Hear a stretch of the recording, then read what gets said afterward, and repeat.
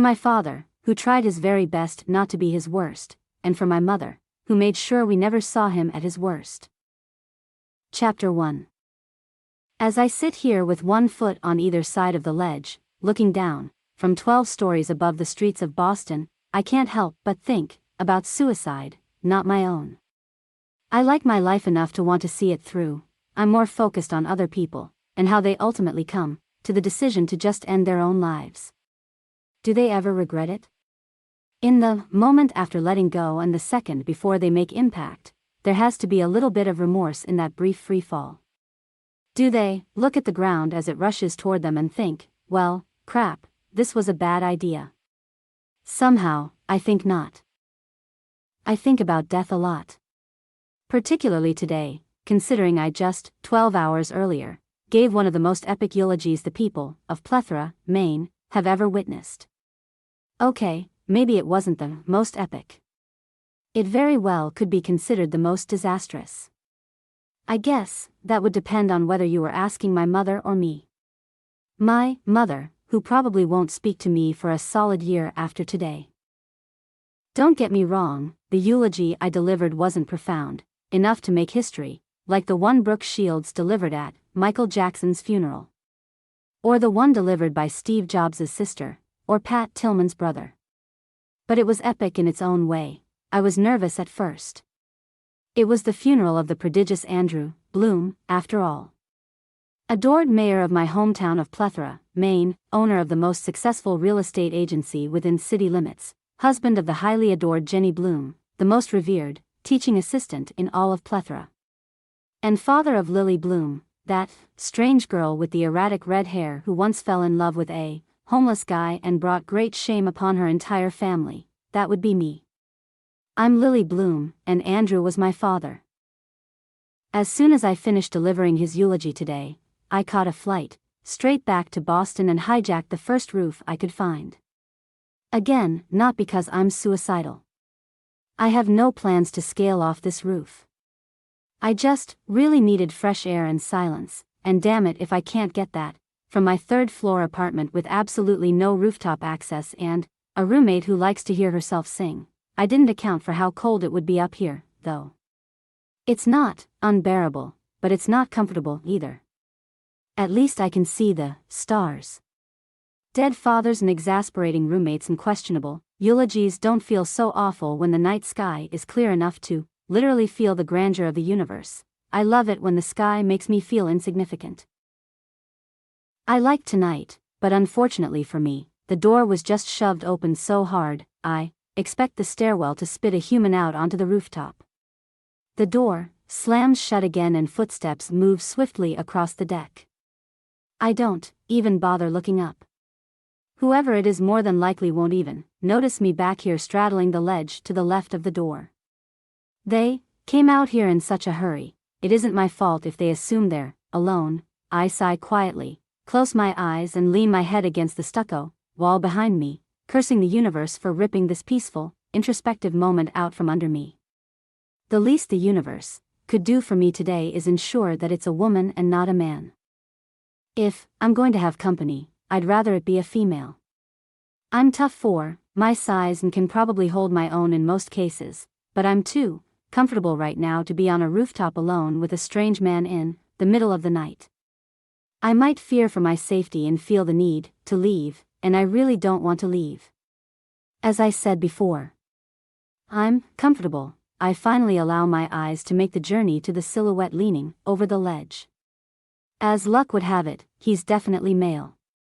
Even leaning over the rail, I can tell he's tall. Broad shoulders create a strong contrast to the fragile way he's holding his head in his hands. I can barely make out the heavy rise and fall of his back as he drags in deep breaths and forces them back out when he's done with them. He appears to be on the verge of a breakdown. I contemplate speaking up to let him know he has company, or clearing my throat, but between thinking it and actually doing it, he spins around and kicks one of the patio chairs behind him. I flinch as it screeches across the deck, but being as though he isn't even aware he has an audience, the guy doesn't stop with just one kick. He kicks the chair repeatedly, over and over. Rather than give way beneath the blunt force of his foot, all the chair does is scoot farther and farther away from him. That chair must be made from marine-grade polymer. I once watched my father back over an outdoor patio table made of marine-grade polymer, and it practically laughed at him. Dented his bumper, but didn't even put a scratch on the table. This guy must realize he's no match for such a high-quality material, because he finally stops kicking the chair. He's now standing over it, his hands clenched in fists at his sides. To be honest, I'm a little envious. Here this guy is, taking his aggression out on patio furniture like a champ. He's obviously had a shitty day, as have I, but, whereas I keep my aggression pent up until it manifests in the form of passive aggressiveness, this guy actually has an outlet. My outlet used to be gardening. Any time I was stressed, I'd just go out to the backyard and pull every single weed I could find. But since the day I moved to Boston 2 years ago, I haven't had a backyard. Or a patio. I don't even have weeds. Maybe I need to invest in a marine-grade polymer patio chair. I stare at the guy a moment longer, wondering if he's ever going to move. He's just standing there, staring down at the chair. His hands aren't in fists anymore. They're resting on his hips, and I notice for the first time how his shirt doesn't fit him very well around his biceps. It fits him everywhere else, but his arms are huge. He begins fishing around in his pockets until he finds what he's looking for and, in what I'm sure is probably an effort to release even more of his aggression, he lights up a joint. I'm 23, I've been through college and have done this very same recreational drug a time or two. I'm not going to judge this guy for feeling the need to toke up in private. But that's the thing, he's not in private. He just doesn't know that yet. He takes in a long drag of his joint and starts to turn back toward the ledge. He notices me on the exhale. He stops walking the second our eyes meet. His expression holds no shock, nor does it hold amusement when he sees me. He's about 10 feet away, but there's enough light from the stars that I can see his eyes as they slowly drag over my body without revealing a single thought. This guy holds his cards well. His gaze is narrow and his mouth is drawn tight, like a male version of the Mona Lisa. What's your name? He asks. I feel his voice in my stomach. That's not good. Voices should stop at the ears, but sometimes, not very often at all, actually, a voice will penetrate past my ears and reverberate straight down through my body. He has one of those voices. Deep, confident, and a little bit like butter. When I don't answer him, he brings the joint back to his mouth and takes another hit. Lily, I finally say. I hate my voice. It sounds too weak to even reach his ears from here, much less reverberate inside his body. He lifts his chin a little and nudges his head toward me. Will you please get down from there, Lily? It isn't until he says this that I notice his posture. He's standing straight up now, rigid even. Almost as if he's nervous I'm going to fall. I'm not.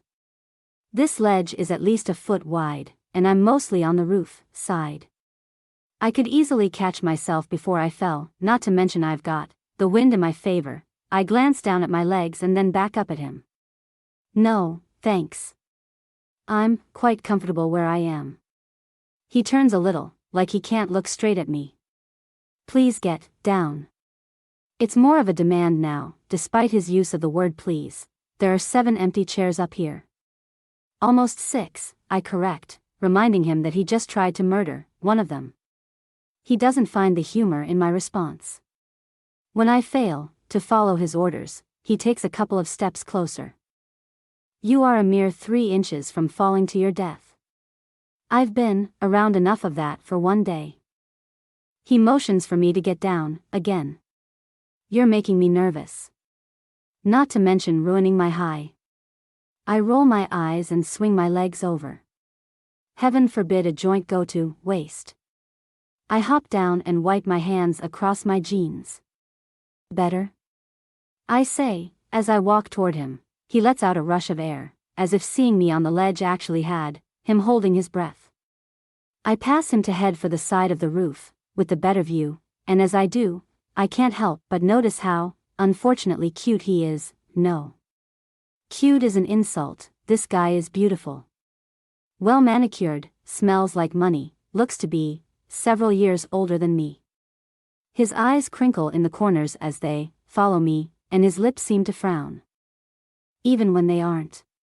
When I reach the side of the building that overlooks the street, I lean forward and stare down at the cars below, trying not to appear impressed by him. I can tell by his haircut alone that he's the kind of man people are easily impressed by, and I refuse to feed into his ego. Not that he's done anything to make me think he even has one. But he is wearing a casual Burberry shirt, and I'm not sure I've ever been on the radar of someone who could casually afford one. I hear footsteps approaching from behind, and then he leans against the railing next to me. Out of the corner of my eye, I watch as he takes another hit of his joint. When he's finished, he offers it to me, but I wave it off. The last thing I need is to be under the influence around this guy. His voice is a drug in itself. I kind of want to hear it again, so I throw a question in his direction. So what did that chair do to make you so angry? He looks at me. Like really looks at me. His eyes meet mine and he just stares, hard, like all my secrets are right there on my face. I've never seen eyes as dark as his. Maybe I have, but they seem darker when they're attached to such an intimidating presence. He doesn't answer my question, but my curiosity isn't easily put to rest. If he's going to force me down from a very peaceful, comfortable ledge, then I expect him to entertain me with answers to my nosy questions. Was it a woman? I inquire. Did she break your heart? He laughs a little with that question. If only my issues were as trivial as matters of the heart. He leans into the wall so that he can face me. What floor do you live on? He licks his fingers and pinches the end of his joint, then puts it back in his pocket. I've never noticed you before. That's because I don't live here. I point in the direction of my apartment. See that insurance building? He squints as he looks in the direction I'm pointing. Yeah. I live in the building next to it. It's too short to see from here. It's only 3 stories tall. He's facing me again, resting his elbow on the ledge. If you live over there, why are you here? Your boyfriend live here or something? His comment somehow makes me feel cheap.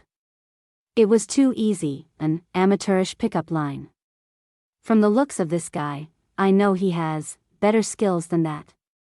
It makes me think he saves the more difficult pickup lines for the women he deems worthy. You have a nice roof, I tell him. He lifts an eyebrow, waiting for more of an explanation. I wanted fresh air. Somewhere to think. I pulled up Google Earth and found the closest apartment complex with a decent rooftop patio. He regards me with a smile. At least you're economical, he says. That's a good quality to have. At least, I nod, because I am economical. And it is a good quality to have. Why did you need fresh air? He asks. Because I buried my father today and gave an epically disastrous eulogy, and now I feel like I can't breathe. I face forward again and slowly exhale. Can we just not talk for a little while? He seems a bit relieved that I asked for silence. He leans over the ledge and lets an arm dangle as he stares down at the street. He stays like this for a while, and I stare at him the entire time. If he's going to force me down from a very peaceful, comfortable ledge, then I expect him to entertain me with answers to my nosy questions. Was it a woman? I inquire. Did she break your heart? He laughs a little with that question. If only my issues were as trivial as matters of the heart. He leans into the wall so that he can face me. What floor do you live on?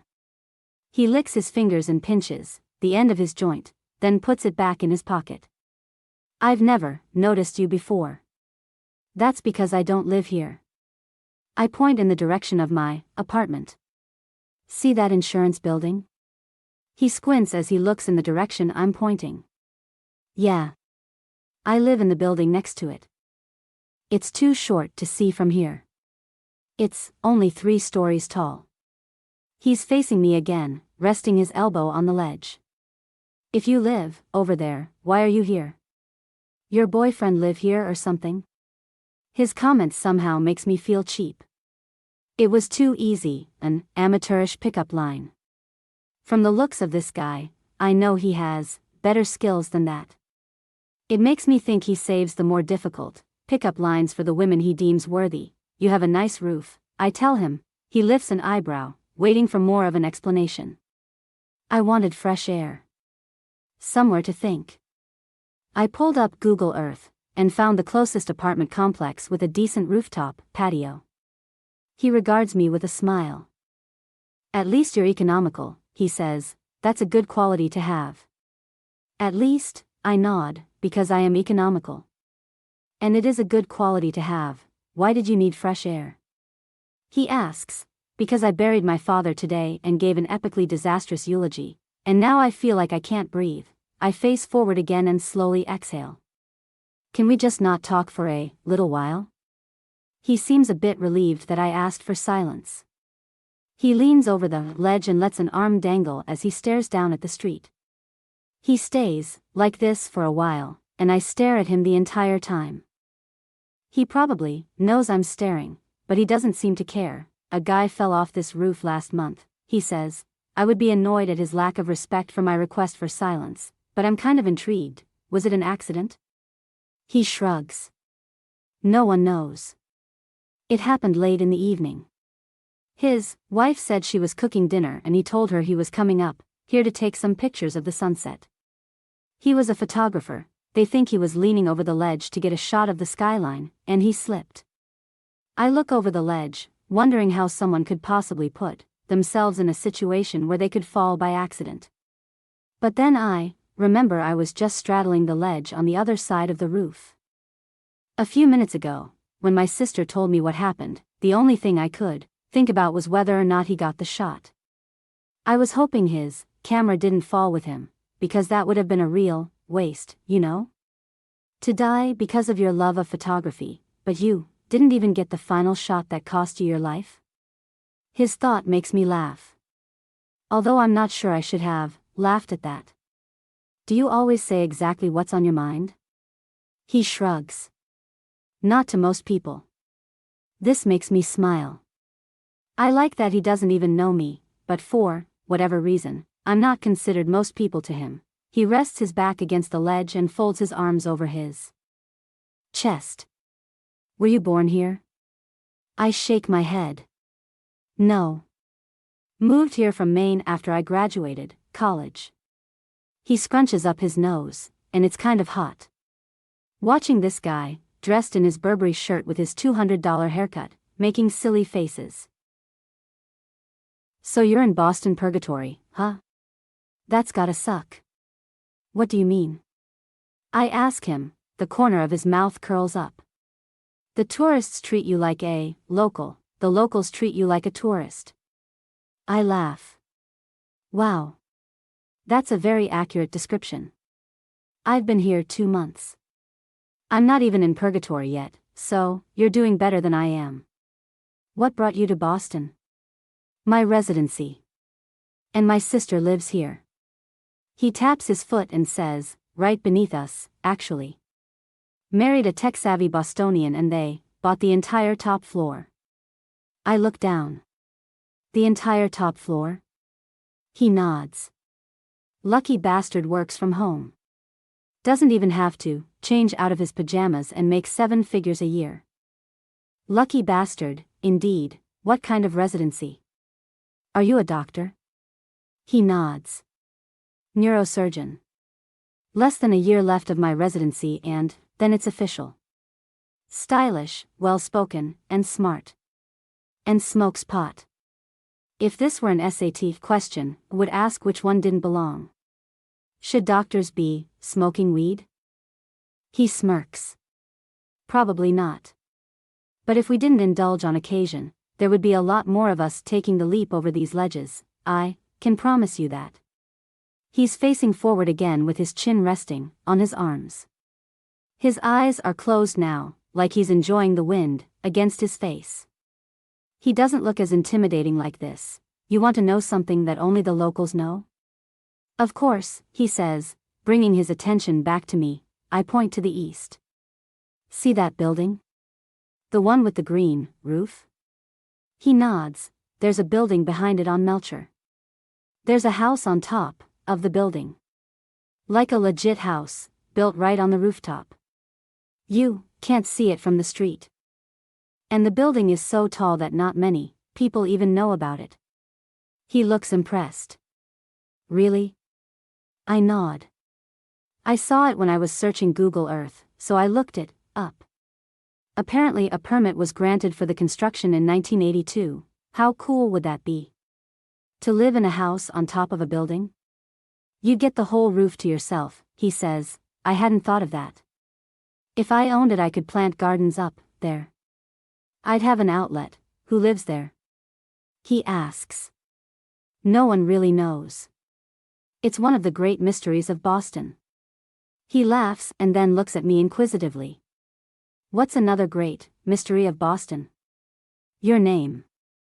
As soon as I say it, I slap my hand against my forehead. It sounded so much like a cheesy pickup line. The only thing I can do is laugh at myself. He smiles. It's Ryle, he says. Ryle Kincaid. I sigh, sinking into myself. That's a really great name. Why do you sound sad about it? Because I'd give anything for a great name. You don't like the name Lily? I tilt my head and cock an eyebrow. My last name is Bloom. He's quiet. I can feel him trying to hold back his pity. I know. It's awful. It's the name of a 2-year-old little girl, not a 23-year-old woman. A 2-year-old girl will have the same name no matter how old she gets. Names aren't something we eventually grow out of. Lily Bloom. Unfortunately for me, I say. But what makes it even worse is that I absolutely love gardening. I love flowers. Plants. Growing things. It's my passion. It's always been my dream to open a florist shop, but I'm afraid if I did, people wouldn't think my desire was authentic. They would think I was trying to capitalize off my name and that being a florist isn't really my dream job. Maybe so, he says. But what's that matter? It doesn't, I suppose. I catch myself whispering, Lily blooms, quietly. I can see him smiling a little bit. It really is a great name for a florist. But I have a master's degree in business. I'd be downgrading, don't you think? I work for the biggest marketing firm in Boston. Owning your own business isn't downgrading, he says. I raise an eyebrow. Unless it flops. He nods in agreement. Unless it flops, he says. So what's your middle name, Lily Bloom? I groan, which makes him perk up. You mean it gets worse? I drop my head in my hands and nod. Rose? I shake my head. Worse. Violet? I wish. I cringe and then mutter, Blossom. There's a moment of silence. God damn, he says softly, yeah. Blossom is my mother's maiden name and my parents thought it was fate that their last names were synonyms. So of course, when they had me, a flower was their first choice. Your parents must be real assholes. One of them was. My father died this week. He glances at me. Nice try. I'm not falling for that. I'm serious. That's why I came up here tonight. I think I just needed a good cry. He stares at me suspiciously for a moment to make sure I'm not pulling his leg. He doesn't apologize for the blunder. Instead, his eyes grow a little more curious, like his intrigue is actually authentic. Were you close? That's a hard question. I rest my chin on my arms and look down at the street again. I don't know, I say with a shrug. As his daughter, I loved him. But as a human, I hated him. I can feel him watching me for a moment, and then he says, I like that. Your honesty. He likes my honesty. I think I might be blushing We're both quiet again for a while, and then he says, "Do you ever wish people were more transparent?" "How so?" He picks at a piece of chipped stucco with his thumb until it breaks loose. He flicks it over the ledge. "I feel like everyone fakes who they really are, when deep down we're all equal amounts of screwed up. Some of us are just better at hiding it than others." Either his high is setting in, or he's just very introspective. Either way, I'm okay with it. My favorite conversations are the ones with no real answers. I don't think being a little guarded is a negative thing. I say, naked truths aren't always pretty. He stares at me for a moment. "Naked truths," he repeats. "I like that." He turns around and walks to the middle of the rooftop. He adjusts the back on one of the patio loungers behind me and lowers himself onto it. It's the kind you lie on, so he pulls his hands behind his head and looks up at the sky. I claim the one next to him and adjust it until I'm in the same position as him. "Tell me a naked truth, Lily." "Pertaining to what?" He shrugs. "I don't know. Something you aren't proud of. Something that will make me feel a little less screwed up on the inside." He's staring up at the sky, waiting on me to answer. My eyes follow the line of his jaw, the curve of his cheeks, the outline of his lips. His eyebrows are drawn together in contemplation. I don't understand why, but he seems to need conversation right now. I think about his question and try to find an honest answer. When I come up with one, I look away from him and back up to the sky. My father was abusive. Not to me, to my mother. He would get so angry when they fought that sometimes he would hit her. When that happened, he would spend the next week or two making up for it.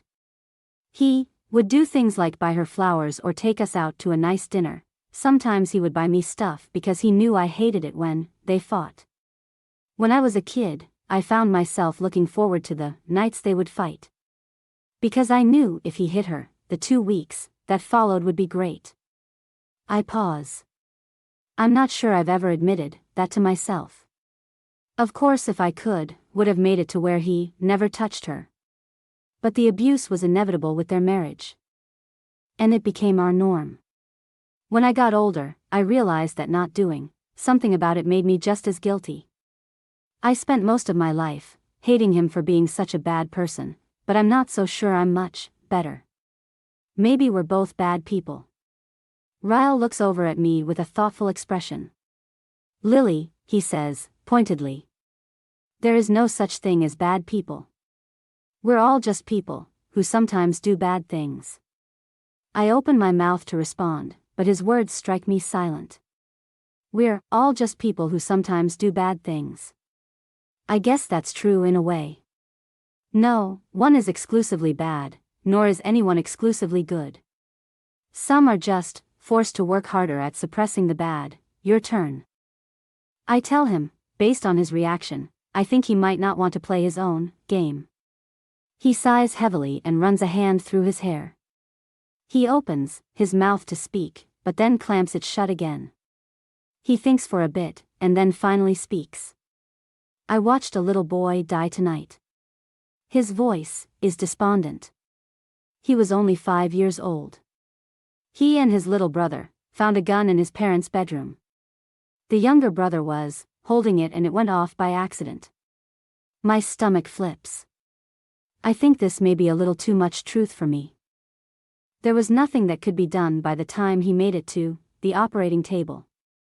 Everyone around, nurses, other doctors, they all felt so sorry for the family. Those poor parents, they said. But when I had to walk into the waiting room and tell those parents that their child didn't make it, I didn't feel an ounce of sorrow for them. I wanted them to suffer. I wanted them to feel the weight of their ignorance for keeping a loaded gun within access of 2 innocent children. I wanted them to know that not only did they just lose a child, they just ruined the entire life of the one who accidentally pulled the trigger. Jesus Christ. I wasn't prepared for something so heavy. I can't even conceive how a family moves past that. That poor boy's brother, I say. I can't imagine what that's going to do to him, seeing something like that.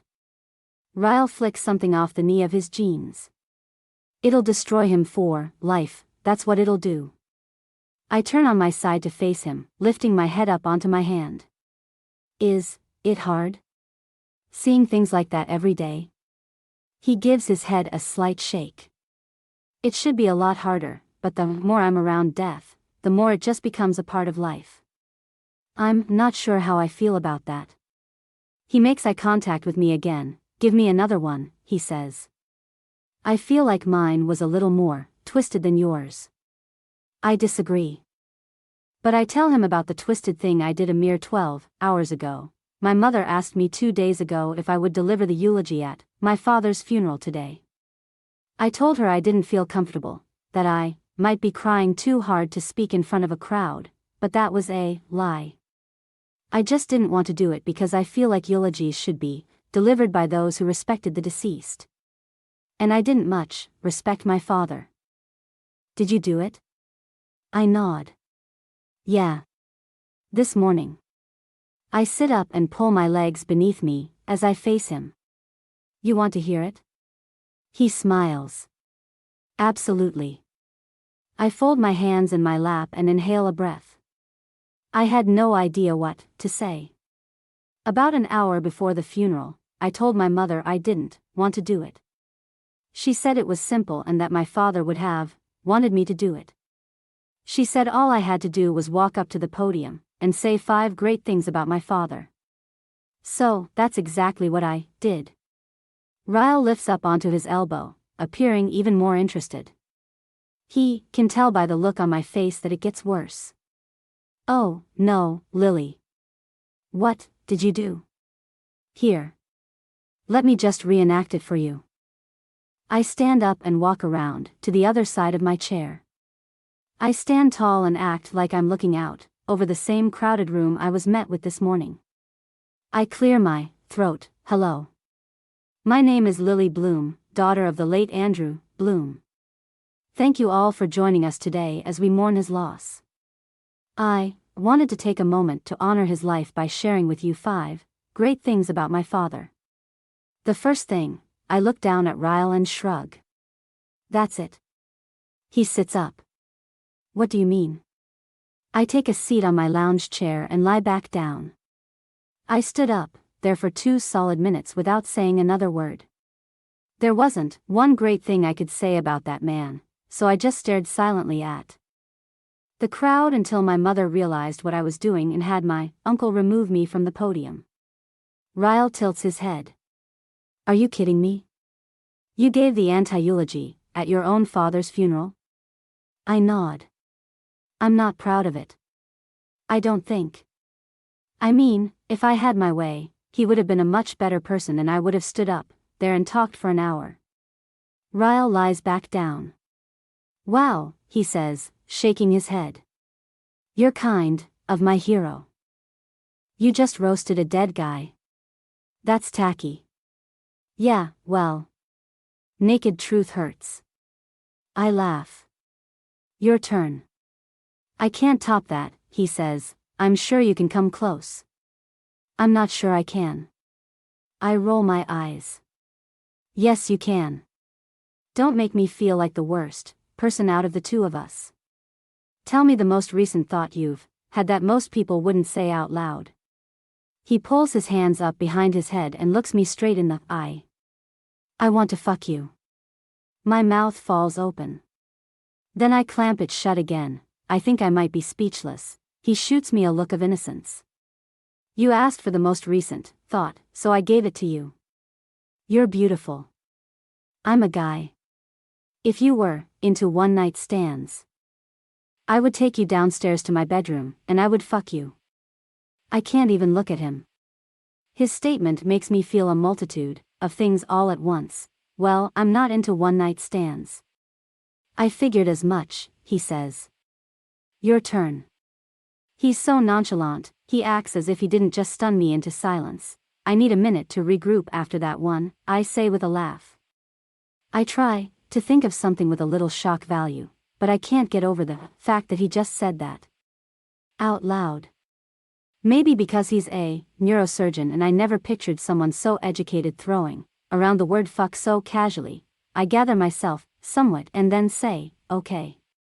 Since we're on the subject, the first guy I ever had sex with was homeless. He perks up and faces me. Oh, I'm gonna need more of this story. I stretch my arm out and rest my head on it. I grew up in Maine. We lived in a fairly decent neighborhood, but the street behind our house wasn't in the best condition. Our backyard butted up to a condemned house adjacent to 2 abandoned lots. I became friends with a guy named Atlas who stayed in the condemned house. No one knew he was living there other than me.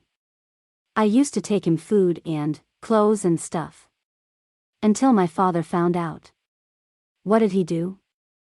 My jaw tightens. I don't know why I brought this up when I still force myself not to think about it on a daily basis. He beat him up. That's as naked as I want to get about that subject. Your turn. He regards me silently for a moment, as if he knows there's more to that story. But then he breaks eye contact. The thought of marriage repulses me, he says. I'm almost 30 years old and I have no desire for a wife. I especially don't want children. The only thing I want out of life is success. Lots of it. But if I admit that out loud to anyone, it makes me sound arrogant. Professional success? Or social status? He says, both. Anyone can have children. Anyone can get married. But not everyone can be a neurosurgeon. I get a lot of pride out of that. And I don't just want to be a great neurosurgeon. I want to be the best in my field. You're right. It does make you sound arrogant. He smiles. My mother fears I'm wasting my life away because all I do is work. You're a neurosurgeon and your mother is disappointed in you. I laugh. Good Lord, that's insane. Are parents ever really happy with their children? Will they ever be good enough? He shakes his head. My children wouldn't be. Not many people have the drive I do, so I'd only be setting them up for failure. That's why I'll never have any. I actually think that's respectable. Ryle. A lot of people refuse to admit they might be too selfish to have children. He shakes his head. Oh, I'm way too selfish to have children. And I'm definitely way too selfish to be in a relationship. So how do you avoid it? You just don't date? He cuts his eyes to me, and there's a slight grin affixed to his face. When I have time, there are girls who satisfy those needs. I don't lack for anything in that department, if that's what you're asking. But love has never appealed to me. It's always been more of a burden than anything. I wish I looked at love like that. It would make my life a hell of a lot easier. I envy you. I have this idea that there's a perfect man out there for me.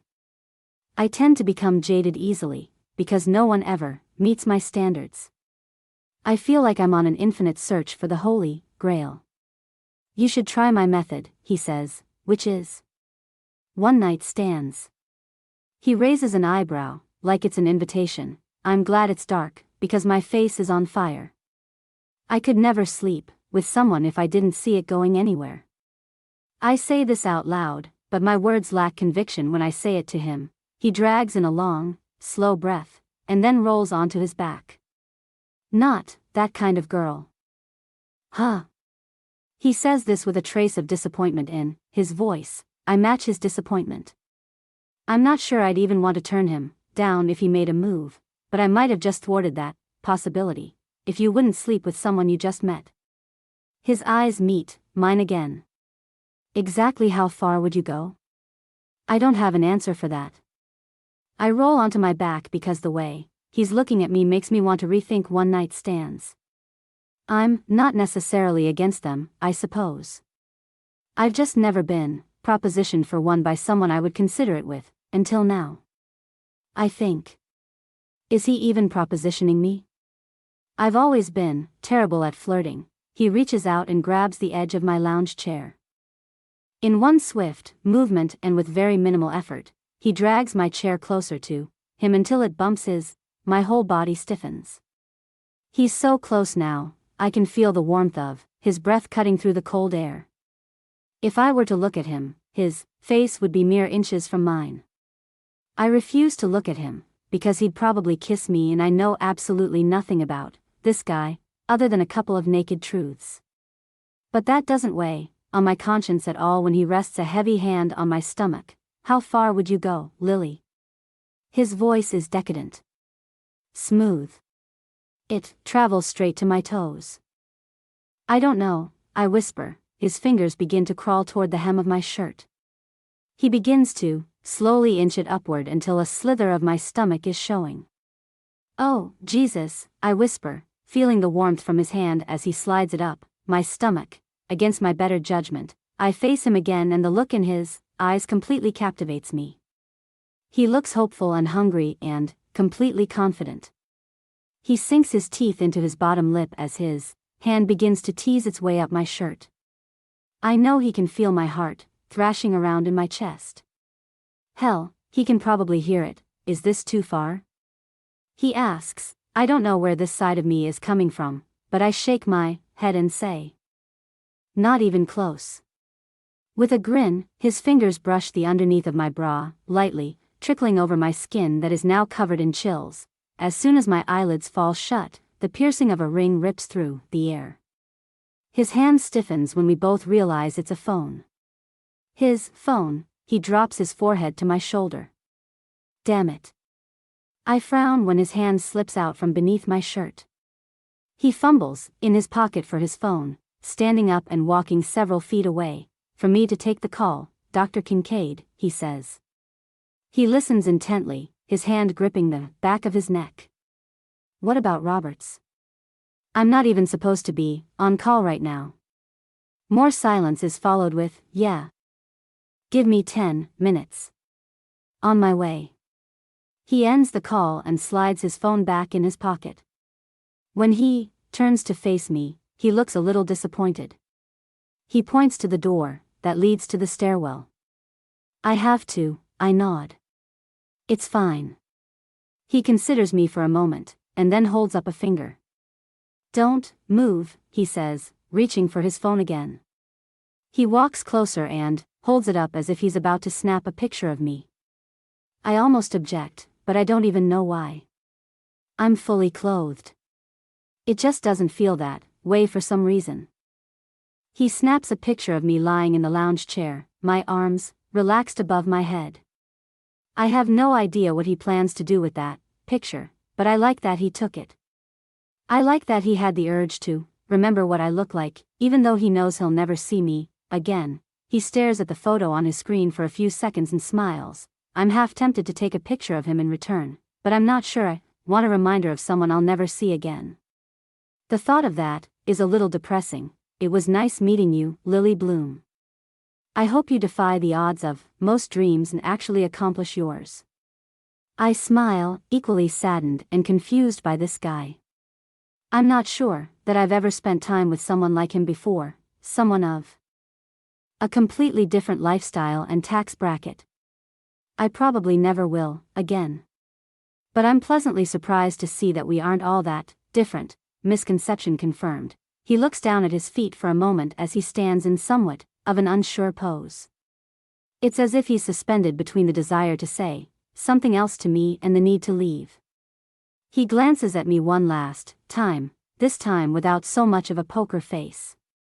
I can see the disappointment in the set of his mouth before he turns and walks in the other direction.